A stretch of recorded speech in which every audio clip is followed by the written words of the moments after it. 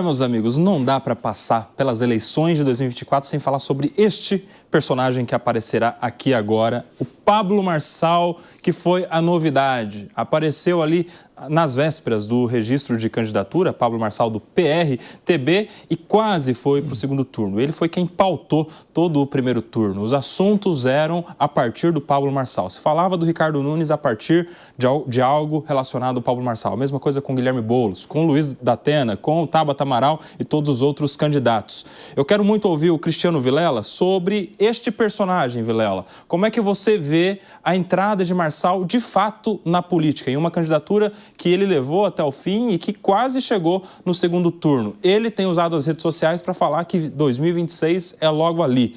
Quero sua análise, Cristiano Vilela. Olha, Koba, sem dúvida nenhuma, Pablo Marçal foi talvez o grande marco das eleições de 2024. É um personagem novo, desconhecido da grande maioria do eleitorado, dos temas políticos, e que acabou aparecendo, mesmo em um partido de pequeno porte, sem estrutura de fundo partidário, estrutura de televisão, conseguiu um resultado acachapante. Seja no sentido de conseguir ali um empate técnico, vamos assim dizer, entre os 3 primeiros colocados, que acabaram ficando ali empatados praticamente, Ricardo Nunes, Guilherme Boulos e o candidato Marçal, seja também por conta do discurso inovador, de trazer novos elementos e de ter uma postura que realmente chamou a atenção. Essa postura, no entanto, e aí as pesquisas de opinião colocaram isso, é uma postura que, no entanto, ela tem limites. Ela também acaba agregando pessoas que rejeitam essa postura. Então, se de um lado o Pablo Marçal conseguiu ter um estrondo de apoio, de votos e de fortalecimento político, na mesma medida houve um crescimento absoluto, vertiginoso, da sua desaprovação, da sua rejeição. O que faz com que Pablo Marçal ele seja uma peça que, se colocada em qualquer posição nas eleições de 2026, por exemplo, ela venha a ter realmente um grande destaque. Inclusive já foram feitas algumas sondagens até presidenciais, e no campo conservador, Pablo Marçal ficaria ali apenas atrás de Jair Bolsonaro, por exemplo, numa posição praticamente empatado com Tarcísio de Freitas. E, por outro lado, no entanto, nós temos esse perfil muito aguerrido trazendo para si uma grande rejeição, o que faz com que haja um limitador nas pretensões de efetivamente conseguir sair vitorioso. Temos que aguardar naturalmente para ver se as pretensões de Pablo Marçal são efetivamente as de continuar na política como candidato, militando, mantendo o seu nome, e se ao longo desse período ele fará alguma inflexão, seja uma inflexão mais ao centro, seja uma inflexão no sentido de flexibilizar um pouco a sua linha de discurso, de alguma forma fazer com que a sua rejeição diminua, ou se eventualmente ele vai continuar seguindo no seu perfil aguerrido para marcar posição e para realmente criar empatia com uma parcela muito significativa do eleitorado, que é a parcela que apoia, que gosta, que defende o nome de Pablo Marçal. Fábio Piperno, eu quero entender o seguinte: o que o Pablo Marçal diz quando ele mira para 2026? Ele está falando da presidência da República? Ele está falando do governo do estado de São Paulo? Que ele tem repetido também por várias vezes o nome do governador Tarcísio de Freitas. Qual é a sua análise, Fábio Piperno? Nelson, nos últimos tempos, sem dúvida nenhuma, o governador foi o alvo preferencial aí do ex-coach, influencer Pablo Marçal.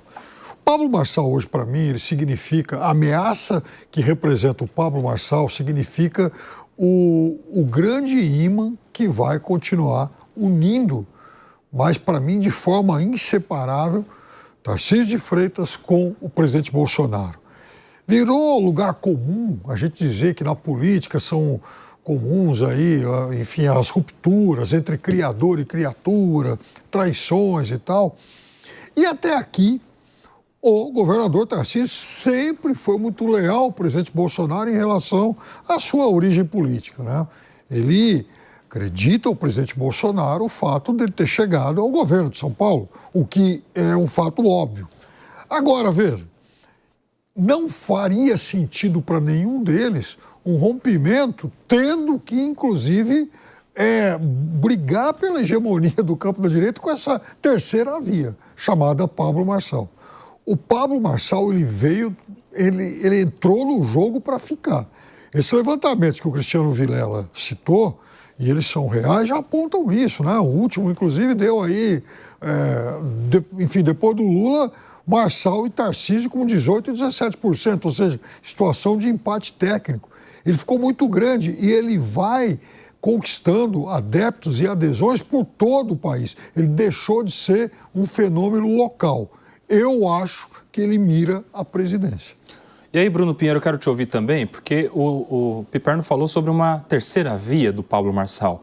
Ele é terceira via ou ele está mirando na via do Bolsonaro? Porque muitos atribuem a própria ausência do Bolsonaro na campanha do Nunes a uma ameaça do Pablo Marçal de se valer, se assenhorar desse capital político bolsonarista. Em algum momento havia até uma confusão para esses eleitores se o apoiado era o Pablo Marçal ou era o Ricardo Nunes. O Jair Bolsonaro pode se preocupar com esse crescimento, com essa performance, com o resultado do Pablo Marçal nas eleições de 2024? Ele já se movimentou diante disso, já se organizou, ele rebateu algumas falas nas redes sociais, inclusive, mas o que explica essa saída de Marçal do segundo turno é justamente ego e muita vaidade. Ele mesmo conseguiu ir do céu ao inferno em uma semana, em poucos dias, na verdade, por conta de muita vaidade, não queria ter um discurso, teve uma dupla personalidade quando ele faz um candidato ali rústico, querendo enfrentar, querendo ser o Jair Bolsonaro número 2 e logo na sequência já adota um tom um pouco diferente. É um tipo de personagem flutuante e não dá certo. O eleitor, ele quer se identificar com alguém que vai até o fim. Se olharmos na campanha de 2019, Jair Bolsonaro, ele foi um tipo de personagem na campanha eleitoral, se elegeu com aquele estilo, ficou os 4 anos de governo naquele estilo e não se reelegeu pelo estilo, porque nunca mudou o comportamento. Respondia rápido, rebatia o que ele achava errado, tinha uma fala muito dura, muito incisiva, não se deixava levar por ideias alheias. Agora, o comportamento de Marçal, de fato, foi um comportamento infantil, muito vaidoso e que ele acabou amargando a derrota no primeiro turno. Se ele não rever esse comportamento, dificilmente ele vai conseguir chegar em 2026. Agora eu quero aproveitar aqui a expertise, a experiência do nosso Cristiano Vilela, que é advogado eleitoralista, né, um dos principais advogados de direito eleitoral que a gente tem aqui no estado de São Paulo. E Vilela, o Pablo Marçal sai dessa campanha com essa performance e sai também com um processo na Justiça Eleitoral pelo laudo, que depois se mostrou falso. Há risco de ele se tornar inelegível a partir desse laudo? Olha, Coba, há risco sim. Há risco de se tornar inelegível. É evidente que ainda é muito cedo para se analisar, para se fazer alguma avaliação. Existe todo um processo que tramitará na Justiça Eleitoral com a possibilidade de provas, de defesas, de justificativas, e é a partir desses elementos que a gente vai poder analisar se de fato ele corre um risco mais grave, menos grave, mais sério ou menos sério. No entanto, o fato é que existe, numa análise preliminar, existe esse risco e isso tudo pode acabar influenciando nesse processo eleitoral, nesse resultado eleitoral de 2026. Você vê que hoje nós estamos aqui finalizando o pleito de 2024, fazendo a apuração dos resultados do segundo turno de 2024. Na grande maioria das cidades já tivemos os eleitos no primeiro turno, mas ao mesmo tempo que se inicia um processo eleitoral, que se finaliza um processo eleitoral, melhor dizendo, já se inicia outro processo eleitoral, que é o de 2026. E para isso existe uma série de elementos que tem que ser levado em conta. Um deles é o aspecto jurídico.